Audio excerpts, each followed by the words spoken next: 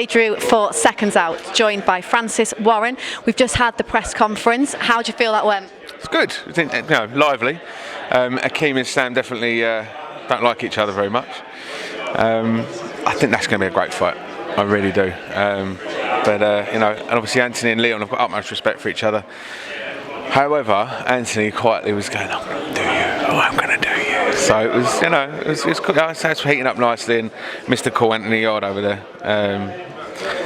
What can you say about him? Just oozes class, and looking forward to seeing him again Saturday.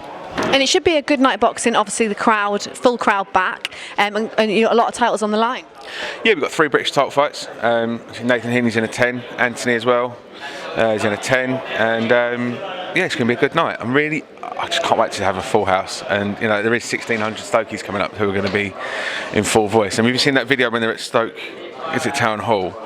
And I think what's there, 400, 500, and then it sounds like 4,000. So I can't wait for that on Saturday. Yeah, because I think Nathan Heaney, the most he's been able to sell before, I think was 750 tickets, but for this he's done 1,500, so it's going to be loud in there. It's going to be huge, really big fight, and I can imagine what it's going to be like at Stokes Football Ground next season. So that's obviously the aim of Nathan, is to keep him busy and keep him winning, and big fight for him in Stoke next year.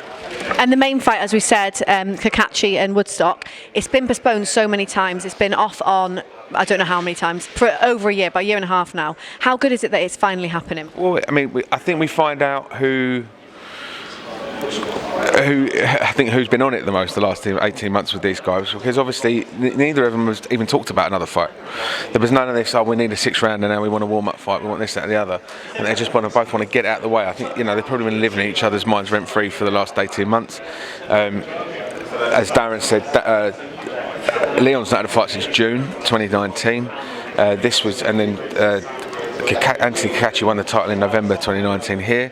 It was scheduled originally for March 2020 and then July 2020. Then it just goes on and on. So I think this is the 4th rescheduling of this fight. So they're going to go back now, Ruppin and Cottonwall, and make sure nothing goes wrong before Saturday night, because it's going to be a good one. And the winner of that fight obviously will have the British and Commonwealth titles. What then for the winner of that fight? I think it very much depends who wins. I think Leon. I think a great fight for Leon would be Ryan Garner. I think that I've got one eye on that. I think Ryan Garner, maybe one more fight, and then I think he'd be ready for a little step up. In the same vein that when Leon stepped up, he wasn't multi experienced, but he stepped up and tried to take an opportunity. But Anthony Kakachi is a formidable champion, I think, for Leon to challenge. And if Anthony wins, I think he's got to be looking at international fights and European fights. And obviously Ennis-Brown and Maxwell, no love lost at all there. The winner of that pushes on to bigger things, because that is going to be a good fight. It's going to be a great fight. As I said, obviously it's about the British and Commonwealth championships on Saturday. However, with Sam's world ranking with the WBO, I think that will also be on the line as well. I'm sure Akeem and his team will be strapping the phone to the WBO trying to get that ranking. And both their unbeaten records on the line. Yeah, absolutely. And it's a real puncher in Sam against a real technical fighter in Akeem. Funnily enough, though, Sam's not had a knockout in his last 2 fights, so he's got rounds under his belt. So if it does go the distance, Sam knows he can do that as well. But Sam is a very, very big puncher, and as we saw against Sabir, stays very switched on and knows how to wear it out and balls it out, because he's a very experienced guy, Sam. You've got to also remember he's been in with Lomachenko a few times, so he knows what he's doing. That fight was one of the best finishes to a fight. Last 10 seconds of the fight, it was unbelievable. It was brilliant. Especially because the guy was, let's be honest, he was a bit of an arse. No, he was an arse the whole way through it. I'm not even going to do it because I can't actually move like that guy. But I think, as I said, he had to stay really switched on. You didn't know which direction that guy was coming from, but the only one that was convinced he could nail him in the end was Sam.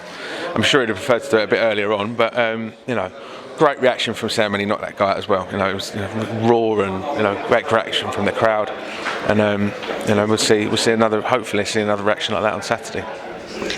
Big night of boxing on Saturday, and there's quite a few shows lined up coming up. You've got the prospect shows that you've sort of lined up, the first being on the 10th of September. Just talk to me about that and how good it is for the prospects coming through.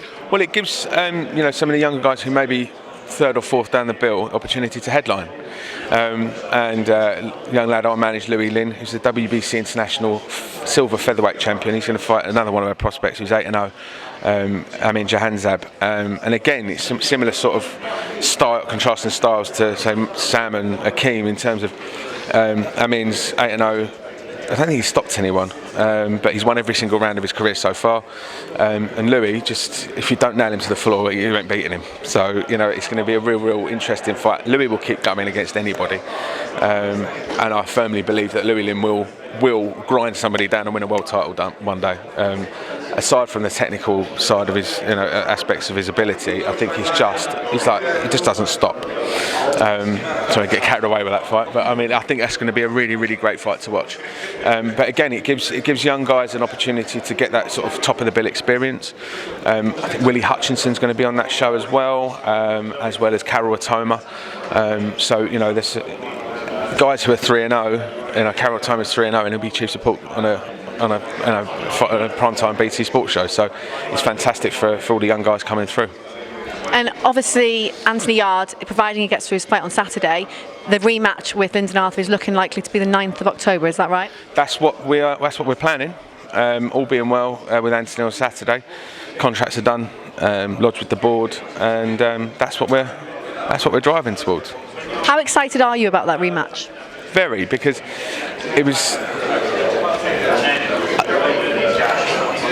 I think with the crowd in, both guys will rise up even more. I mean, Lyndon's jab was great. I'm sure Anthony, looking back at the fight, will think he should have done more earlier. So you can't beat a good rematch. And this is obviously, I think even a slightly more different. It's a different fight compared to, as Anthony said, with the crowd there, the adrenaline is going to give them that extra rush. So it's intriguing. It's something that, as a boxing fan, I can't wait to watch. And I'm sure the both of the guys. I'm sure Lyndon wants to prove everyone it wasn't just a one-off, and I'm sure Anthony wants to prove everyone it was an upset. So everything's on the line, and it's going to be a great night.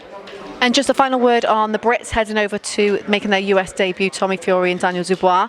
How good is it that they're getting that opportunity to do it over there? Well, you've got a great network. Showtime, who are putting the fight on. Jake Paul's doing something. Yeah, you're going to be watching it, mate? I can't quite. Of course, I'll be staying up and watching it, but I can't quite get my head around it. But people are loving it, so it is what it is. But it's giving Daniel and Tommy a vehicle to go make their US debut, and giving British fans an opportunity to see both two homegrown guys going over and doing the business in the States, which is always good fun to see. You always get behind you guys who are travelling, and I hope everyone else does so on Sunday evening. And do you think that Tommy will secure that fight with Jake Paul next? Let's hope so.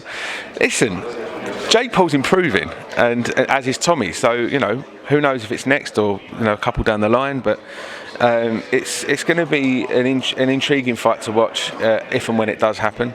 But in the meantime, I think we've just got to enjoy the ride, because it's fun. I mean, Tommy's not talk about Jake Paul's profile, and Tommy's huge as well. But I think it's going to be. I mean, I'm sure that the securities team are going to have their handful at the weigh-in and press conferences this week.